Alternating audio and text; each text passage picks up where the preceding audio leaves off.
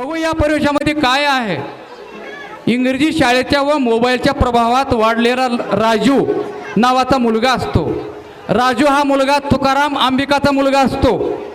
तो एका मुलीसोबत पळून पुण्याला जातो. त्याला जाऊन अनेक वर्षे झाली, मात्र इकडे आईचं काळीज मुलाला भेटण्यासाठी तडफडत असते. अंबिका पुण्याला राजूला भेटायला जाते तेव्हा तिथे एक भयान प्रसंग घडतो. हृदय हेलावून टाकणारा, मनाची चिरफाड करणारा व आई व मुलगा यांच्या नात्याला काळीमा फासणारा प्रसंग म्हणजे 6वा प्रवेश. तो दिग्दर्शित केलेला आहे श्रीमती वकील मॅडम. बघूया शेवटचा फक्त अर्धा तास. तुम्ही आम्हाला प्रतिसाद द्या. फक्त अर्धा तास शांत राहून हा प्रवेश पहा. प्रवेश 6वा.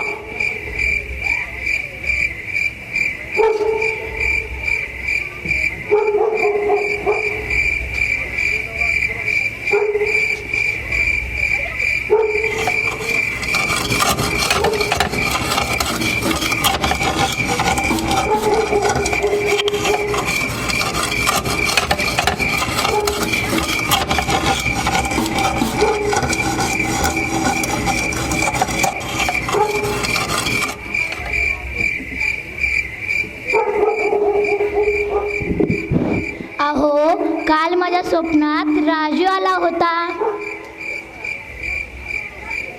राजू नाव करते हरामखोराचं.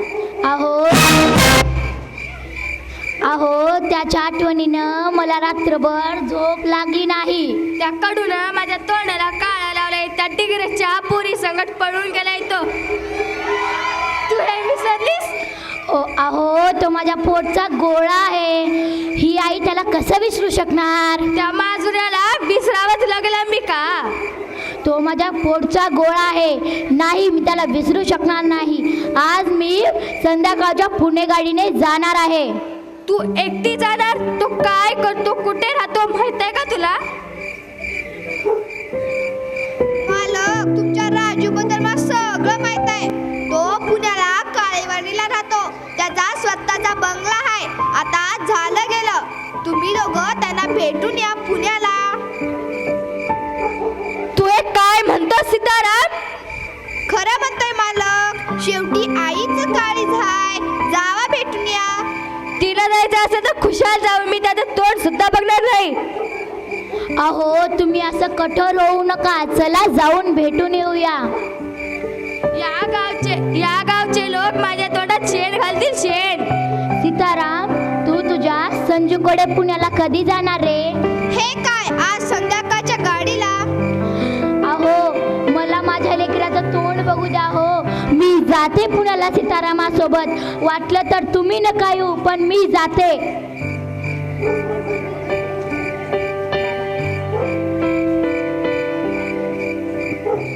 बाबा जाऊ द्या ना. शेवटी ती आई आहे. आई ह्या पोटाच्या गोळ्याला कधीच सोडू शकत नाही. बाबा जाऊ द्या ना. माझी एक अट आहे. कोणती अट? यानंतर या घरात राजूला कधीच येऊ द्यायचं नाही. हो ते मला मान्य आहे, पण मला माझ्या पोराकडे जायचं आहे. चला मग मालकीन, आता गाडी 10 वाजता आहे. हो हो.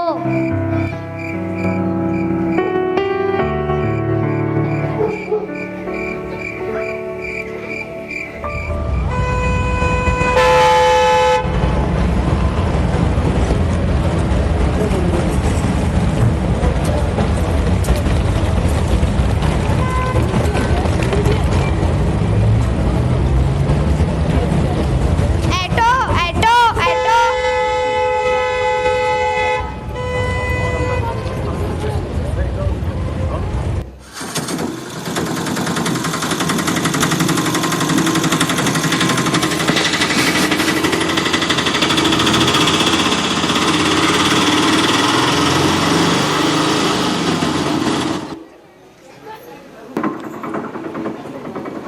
मालकीन, ते बघा राजूचं घर. तुम्ही राजूकडे जावा, मी माझ्या संजूकडे जातो.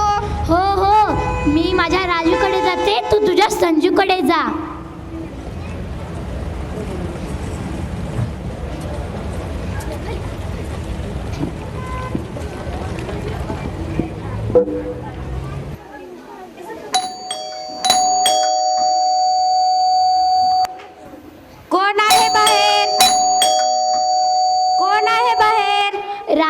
सोमवंशी इथेच राहतात का? हो इथेच राहतात. काय काम आहे तुमचं इथं? मला त्यांना भेटायचं आहे. पण तुम्ही आहात कोण? मी राजू सोमवंशीची आई आहे. कोठून आलात? लातूर जिल्ह्यातून डिघोळमधून आले. तुम्ही त्यांच्या आई आहात हे कशावरून?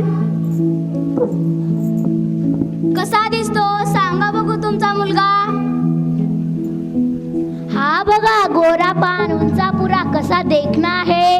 अहो आई, त्यांची तर आई वारली आहे आणि तुम्ही म्हणताय माझा मुलगा? असं कसं होईल? अहो बाई, खरं सांगते, राजू सोमवंशी माझाच मुलगा आहे. अहो आई, जेव्हा या कॉलनीत घरं विकायची काढली तेव्हा जे आपल्या आईला सोबत ठेवतील तेव्हाच त्यांना घर विकलं जाईल असं बिल्डरकडून सांगितलं होतं. मग सोमवंशी साहेब म्हणाले की माझी आई वारली आहे. माझा मुलगा असं म्हणाला? हो, माझी आई वारली आहे असे म्हणाले. पण तुम्ही आहात कोण? आम्ही त्यांचे भाडेकरू आहोत आणि ते आमचे घरमालक आहेत. असं म्हणाला माझा मुलगा? अरे देवा नारायणा, असं म्हणाला?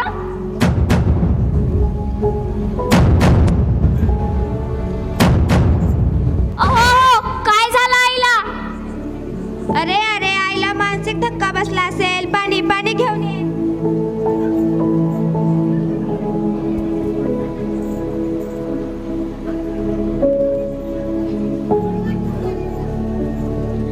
आई, अहो आई, आई उठा ना. काय झालं तुम्हाला?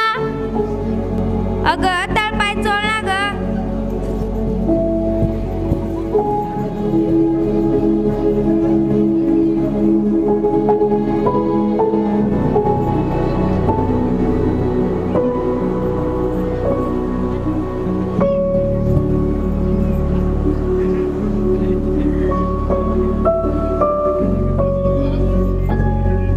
आई, तुम्हाला आता बरे आहे ना?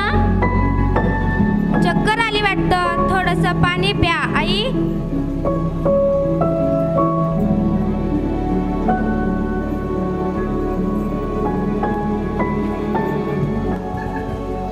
माझ्या मुलांनी मला जिवंतपणीच मारलं. अरे देवा नारायणा.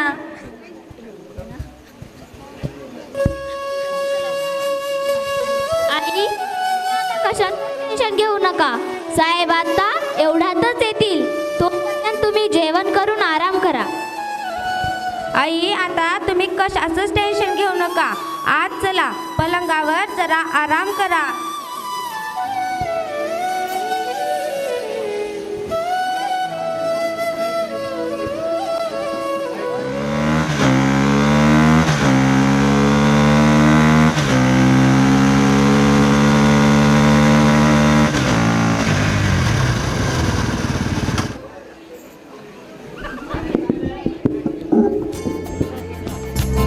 अमिषा, काय फंटॅस्टिक सिनेमा होता ना ग छावा. खूपच छान. हा सिनेमा मला खूप आवडला रे. तो सिनेमा पाहण्यात माझ्या डोळ्याला कधी पाण्याच्या धारा सुटला ते मला कळालंच नाही बघ. हो ग, माझ्याही अंगावर काटे यायला लागले होते. नमस्कार साहेब. नमस्कार नमस्कार. बोला प्रदीप कुमार, काय चाललंय? आज घरी दिसतात, ड्युटीला का नाही गेलात? ते काय साहेब, तुमची आई आल्यामुळे नाही गेलो आज ड्युटीला. माझी आई? होय, तुमची आई आली आहे डिघोळहून. अरे तुला आई आहे? तुझी तर आई 5 वर्षापूर्वीच वारली म्हणाला होतास ना तू. कोठे आहे ती? आत घरात आराम करीत आहेत. थोडीशी चक्कर आल्यामुळे पाणी पाजवलं, जेवण वगैरे दिलं. तुम्हाला कोणी सांगितलं की ती माझी आई आहे म्हणून? त्यांनी तुमचा फोटो दाखवून त्या स्वतः म्हणाल्या हा माझा मुलगा राजीव आहे म्हणून. तुम्हाला कोणी सांगितलं हा सगळा उठाठेव करायला? अहो साहेब, त्या आमच्या आई समान आहेत. त्यांची काळजी घ्यायला नको का? तुम्ही फार अतिशहाणे आहात. चला निघा, आत्ताच्या आत्ता आमचं घर खाली करा म्हणतो. साहेब बरोबर म्हणतात. चला आत्ताच्या आत्ता आमचं घर खाली करा. तुमच्या आईची सेवा करणं गुन्हा आहे का? जास्त शहाणपणा दाखवायचा नाही. चला गुंडाळा तुमचा पसारा. अरे तुम्ही जन्म दिलेल्या आईशी गद्दारी करताय. आम्ही तर कोण कुठले? तुम्ही मला खोटं बोलताय. तुमची आई जिवंत कशी? तुमची आई माझ्या घरात थांबणार नाही. इथून हाकाला त्या सर्वांना. तू तुमच्या जिंदगानीवर लात मारतो तुमच्या प्रॉपर्टीला. तू तू नव्या जमान्यातील राक्षस आहात तुम्ही.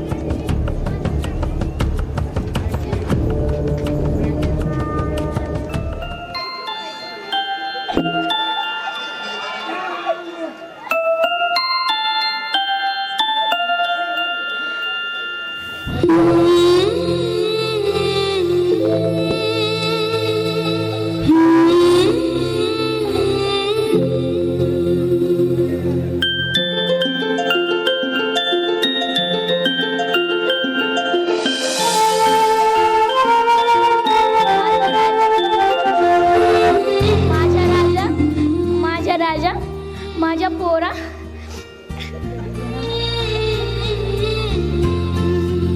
तू माझ्या पोटचा गोळा आहेस. तू मला सोडून गेला पण मी तुला विसरू शकले नाही.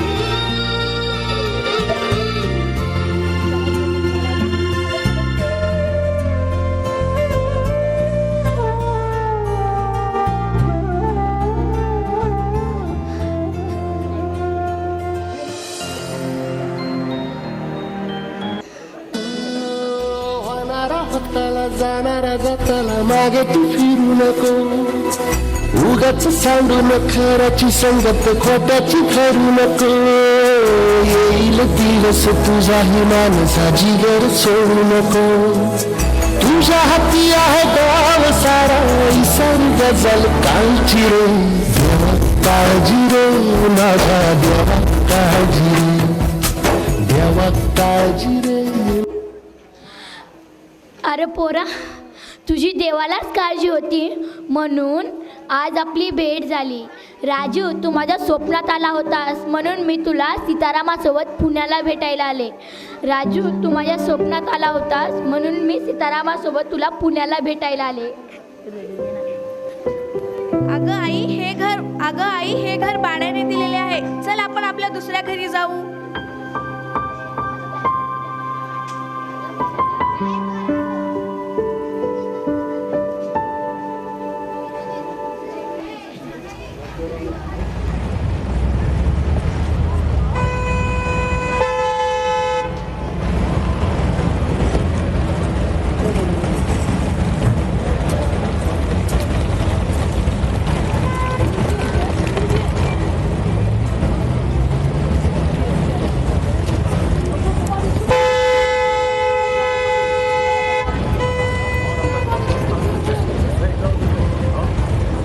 राजू, अजून किती लांब आहे रे आपले घर? आई, ते जवळच आहे 5 मिनिटावर.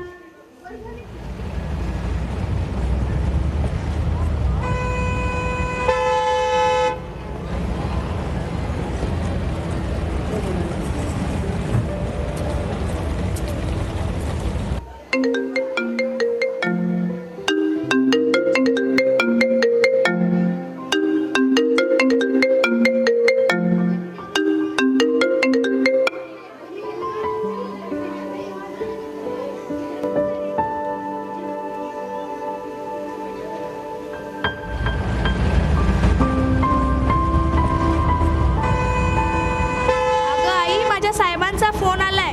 कंपनीचं महत्त्वाचं काम आहे वाटतं. मला लगेच गेलं पाहिजे. तू इथे बागेत बस, मी लगेच आलो अर्ध्या घंट्यात. तू जा पण लवकर ये, मी तुझी वाट बघते. हो ग आई. आणि हे बघ, काही अडचण आली तर हे पॉकेट असलेली चिठ्ठी जवळ ठेव. राजू, मी पुण्यात नवीन आहे तर लवकर ये. हो ग आई, डोंट वरी. ओके, मी आलोच.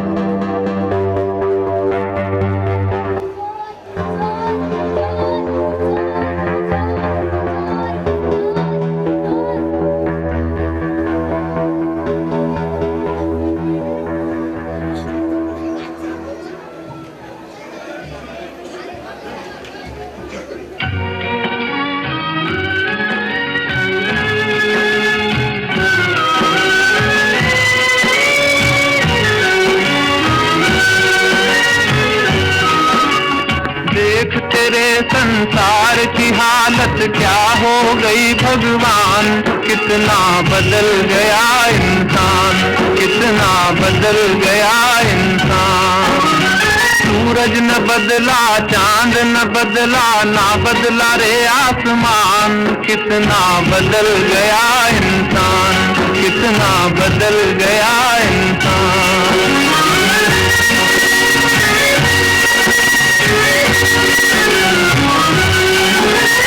आया समय बड़ा बेढंगा, आज आदमी बना लफंगा, कहीं पे झगड़ा कहीं पे दंगा, नाच रहा नर होकर नंगा। छल और कपट के हाथों अपना बेच रहा ईमान, कितना बदल गया इंसान, कितना बदल गया इंसान। देख तेरे संसार की हालत क्या हो गई भगवान, कितना बदल गया इंसान, कितना बदल गया इंसान।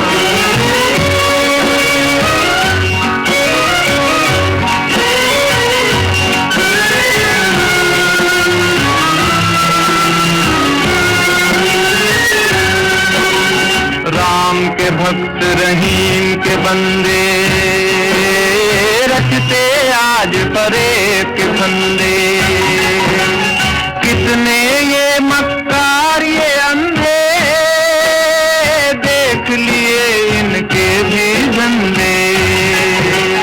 इन्हीं की काली करतूतों से हुआ ये मुल्क मसान, कितना बदल गया इंसान, कितना बदल गया इंसान। देख तेरे संसार की हालत क्या हो गई भगवान, कितना बदल गया इंसान, कितना बदल गया इंसान।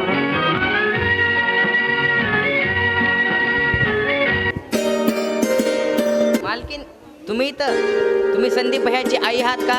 हो बेटा, मी संदीपचीच आई, पण मी तुला ओळखलं नाही. मी सीतारामाचा मुलगा संजय. सीतारामाचा मुलगा संजय होय? किती लहान होतास र, किती मोठा झालास. पण तुम्ही तर काय करताय मालकीन? अरे बाबा,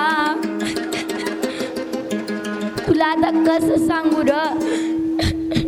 संजूच्या भेटीसाठी सीतारामासोबत पुण्याला आले. संजूची भेट झाली, पण तो मला या बागेत सोडून गेलाय. अर्ध्या घंट्यात येतो म्हणून. किती वेळ झाला मालकीन? 3 घंटे झाले रे संजू. या 3 घंट्यात चोरट्यांनी माझ्या अंगावरले दागिने, माझ्या बांगड्या, सर्व काही पळून नेले. संजू, मला इथं थांबायचं नाही रे बाबा, मला इथून घेऊन चल. संजू, मला इथं थांबायचं नाही. हे काय आहे हातात? हे पाकिट आहे. राजूने ठेवून गेलाय, काही अडचण आल्यावर जवळ ठेव म्हणून. बघू बर.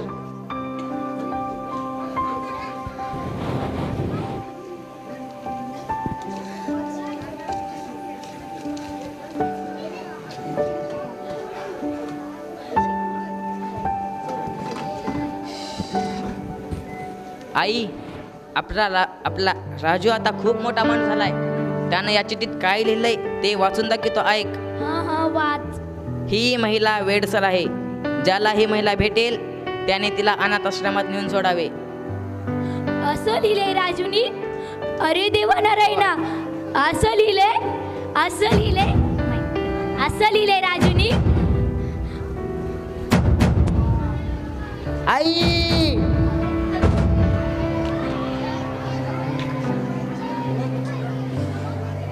माझी मालकीन माझी आई होती. माझी आईच होती. या मातेनं मला लहानपणी खूप सांभाळलंय. या मातेच्या घरीच आम्ही लहानाचे मोठे झालो. अखेर आईने माझ्यासमोर जीव सोडला. आई आई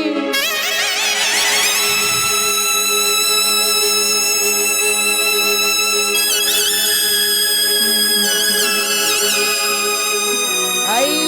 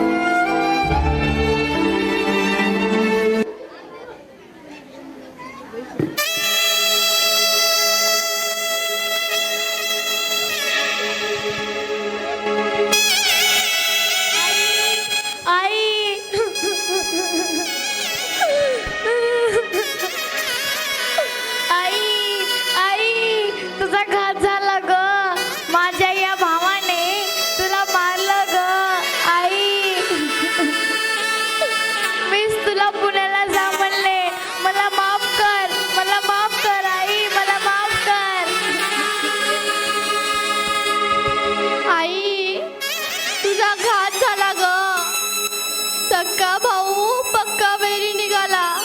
आई आईची माया या भावाला कळली नाही ग आई. आई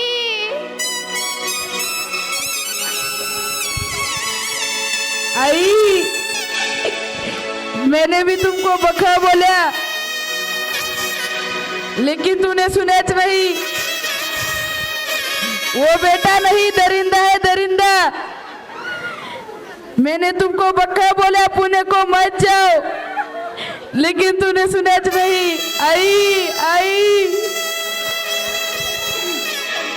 आई आई पुण्याला त्या आरामखोराकडे जाऊ नको म्हणालो पण काय करावं आता. आई आई आई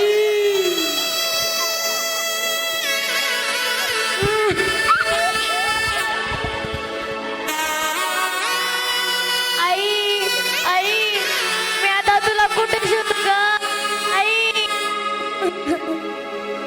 9 महिने 9 दिवस तू मला पोटात वाढवलेस आई. आई का सोडून गेलेस ग तू या लाडकीला.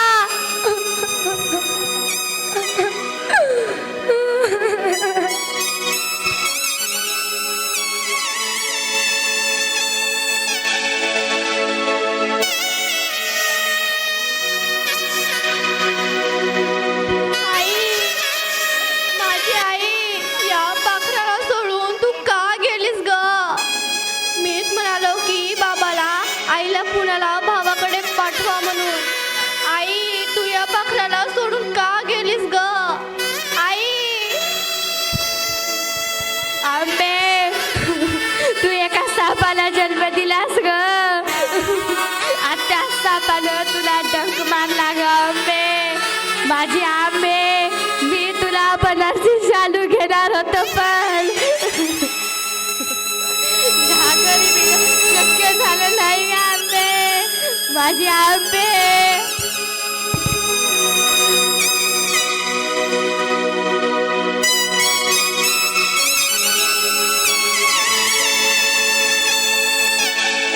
आई आई तुझा घात झाला ग.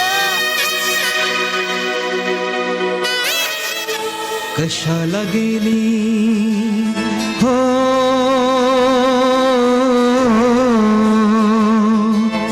कशाला गेली आई तू स्वर्गाला कोण वागविल तुझ्या या बाळाला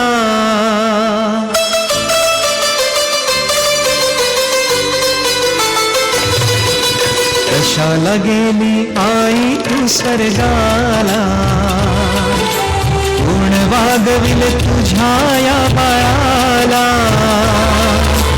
कशाला गेली आई तू स्वर्गाला कोण वागविल तुझ्या या बाळाला अग येन आई ग कशाला गेली आई तू स्वर्गाला कोण वागविल तुझ्या या बाळाला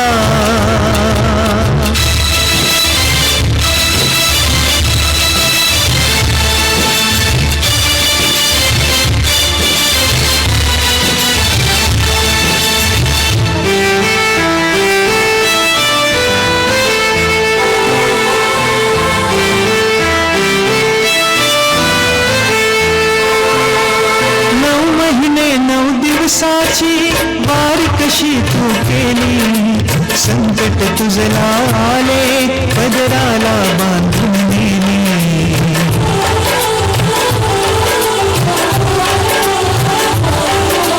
9 महिने 9 दिवसाची वारी कशी तू केली संकट तुझला आले पदराला बांधून नेली सोडून का गेली तुझ्या या लाडक्याला सोडून का गेली तुझ्या लाडक्याला अग येन आई ग कशाला गेली आई तू स्वर्गाला कोण वागविल तुझ्या या बाळाला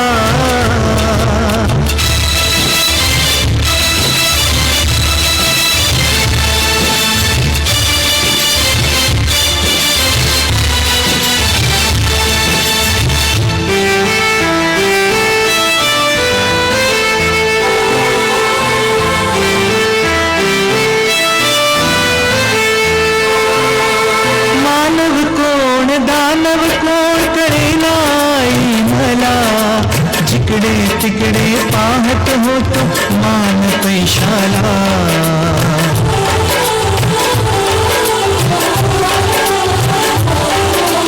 मानव कोण दानव कोण करेल आई मला जिकडे तिकडे पाहत होतो मान पैशाला सोडून का गेली तुझ्या पाखराला सोडून का गेली तुझ्या या पाखराला अग येन आई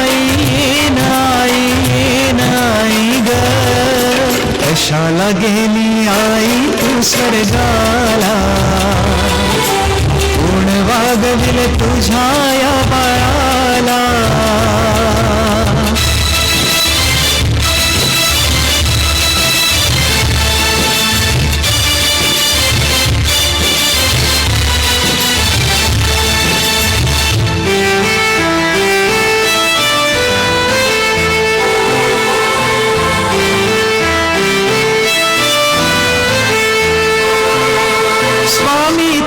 जगाचा आई विना भिकारी आईची माया जगाला कधीच कळली नाही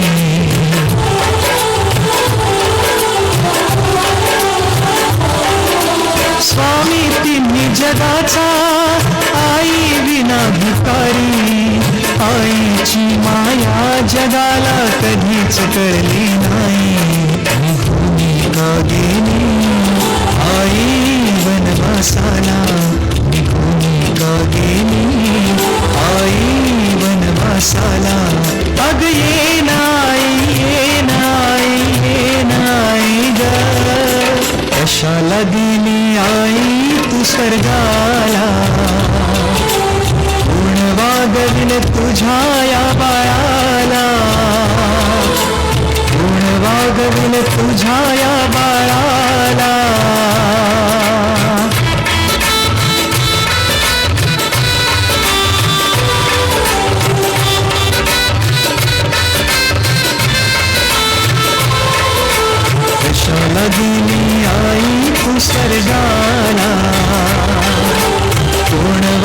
वाढविल तुझ्या या बाळाला, कोण वाढविल तुझ्या या बाळाला. अभिनय अंबिका म्हणजे जान्हवी दयानंद बिरादार या विद्यार्थिनीने केलेला आहे. जान्हवीने स्टेजवर यायचं आहे. दुसरं उत्कृष्ट अभिनय संदीप अपेक्षा परमेश्वर कलमे आणि तिसरं सर्वोत्कृष्ट श्रीवल्ली अनुष्का विजयकुमार बिरादार. तर या तिन्ही पात्रांना पहिलं पात्र अंबिका 1151 रुपयाचं पारितोषिक, दुसरं पात्र संदीप अपेक्षा कलमे 751 रुपयाचं पारितोषिक आणि श्रीवल्ली तिसरं म्हणजे अनुष्का विजयकुमार बिरादार यांना 551 रुपयाचं पारितोषिक. रिदम ग्रुप डिगोळमध्ये कार्यरत आहे आणि त्याचे सदस्य आहेत रवी, मनोज, दीपक आणि इसाक. या चौघांच्या वतीनं हे 1151, 751 आणि 551चं पारितोषिक या ठिकाणी शाळेचे विद्यमान मुख्याध्यापक आदरणीय ईश्वरजी बिरादार सर तसेच अध्यक्ष राम बिरादार आणि इसाक सरांना मी विनंती करतो की त्यांनी या 3 कलाकारांना हे बक्षीस या ठिकाणी द्यावं. तसेच प्रत्येक वेळेस एखादं कार्य करत असताना निश्चितच ते कार्य